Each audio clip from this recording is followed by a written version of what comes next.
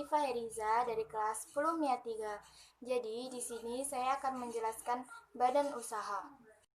Jadi, badan usaha adalah kesatuan yuridis, hukum, dan ekonomis yang menggunakan modal dan tenaga kerja untuk mencari keuntungan. Perusahaan adalah unit ekonomi yang mengkombinasi sumber daya manusia, alam, modal, dan pengusaha untuk menghasilkan sejumlah barang dan jasa. Ada beberapa jenis badan usaha berdasarkan kegiatan yang dilakukannya. Yang pertama, agraris, ekstraktif, perdagangan, industri, dan jasa. Ada juga jenis badan usaha berdasarkan kepemilikan modal. Badan usaha milik swasta, seluruh modal dimiliki pihak swasta. Badan usaha milik negara, kepemilikan modal berasal dari kekayaan negara yang dipisahkan. Dan badan usaha koperasi, kepemilikan modal berasal dari anggota-anggotanya. Bentuk badan usaha: perusahaan perseorangan, persekutuan firma, persekutuan komanditer, perseroan terbatas, koperasi, perusahaan negara, perusahaan daerah. Perusahaan perseorangan: pemilik perusahaan adalah perseorangan yang melakukan pekerjaan untuk mendapatkan laba. Perusahaan perseorangan memiliki kelebihan dan kekurangan. Kelebihan perusahaan perseorangan: yang pertama, mudah didirikan. Ongkos operasi yang lebih murah. Kekuasaan manajemen mutlak oleh pemilik. Rahasia perusahaan terjamin. Kekurangan perusahaan perseorangan yaitu: yang pertama, modal dan besar perusahaan terbatas. Yang kedua, tanggung jawab pemilik tidak terbatas. Yang ketiga, kontinuitas perusahaan tidak terjamin. Yang keempat, kesulitan kompetensi pimpinan bila perusahaan akan ekspansi. Persekutuan firma: usaha beberapa orang yang bersekutu untuk menjalankan perusahaan dengan kesepakatan memakai nama bersama. Kelebihan persekutuan firma: yang pertama, kebutuhan modal lebih mudah terpenuhi. Yang kedua, keputusan yang diambil lebih objektif. Yang ketiga, tiap sekutu menaruh perhatian sungguh-sungguh pada perusahaan. Kekurangan persekutuan firma: tanggung jawab sekutu tidak terbatas. Dualisme pimpinan kadang berpotensi konflik.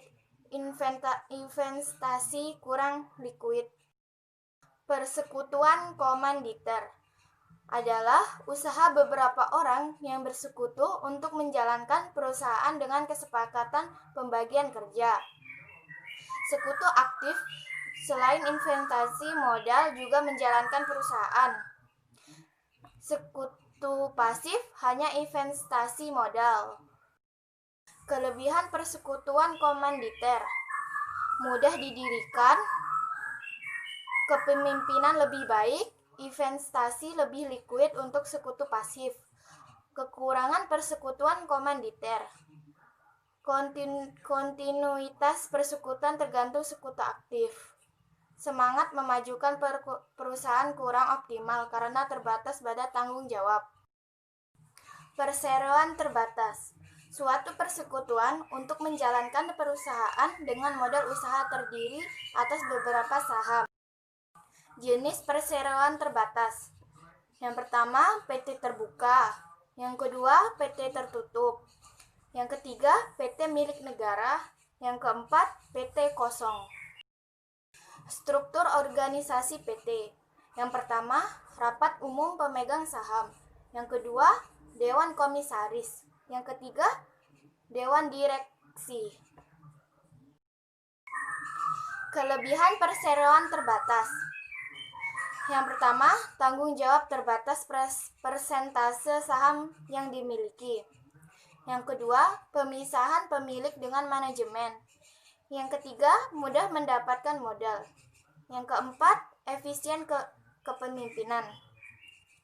Kekurangan perseroan terbatas: pajak lebih besar, biaya pendiri lebih mahal, rahasia perusahaan tidak terjamin, kurangnya perhatian pemegang saham. Koperasi adalah badan usaha yang beranggotakan orang atau badan hukum koperasi dengan kegiatan yang berlandaskan prinsip koperasi dan gerakan ekonomi rakyat berasaskan kekeluargaan. Misi koperasi. Yang pertama, memacu pengembangan usaha. Yang kedua, kemandirian. Yang ketiga, profesionalisme.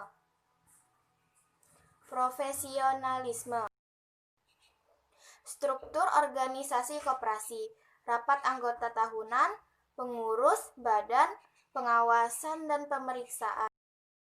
Perusahaan negara atau BUMN adalah badan usaha dengan kepemilikan modal yang berasal dari kekayaan negara yang dipisahkan.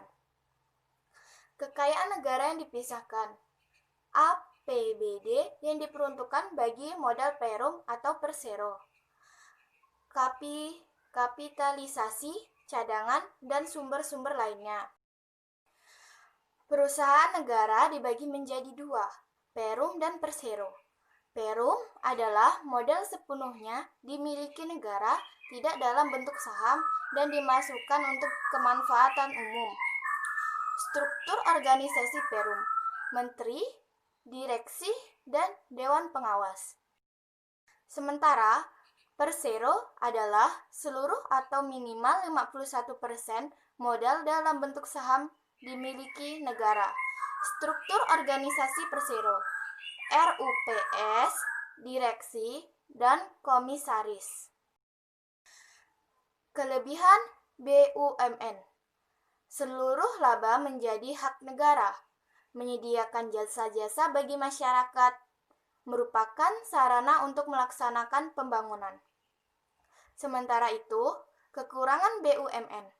Pengelolaan sangat tergantung keuangan negara. Pengembangan BUMN dapat terhambat oleh birokrasi.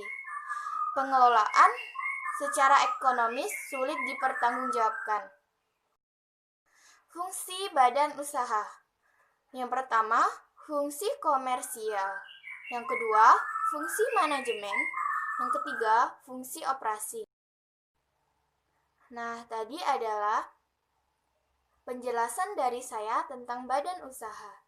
Jika ada yang salah atau ada yang kurang, mohon dimaafkan. Terima kasih. Wassalamualaikum warahmatullahi wabarakatuh.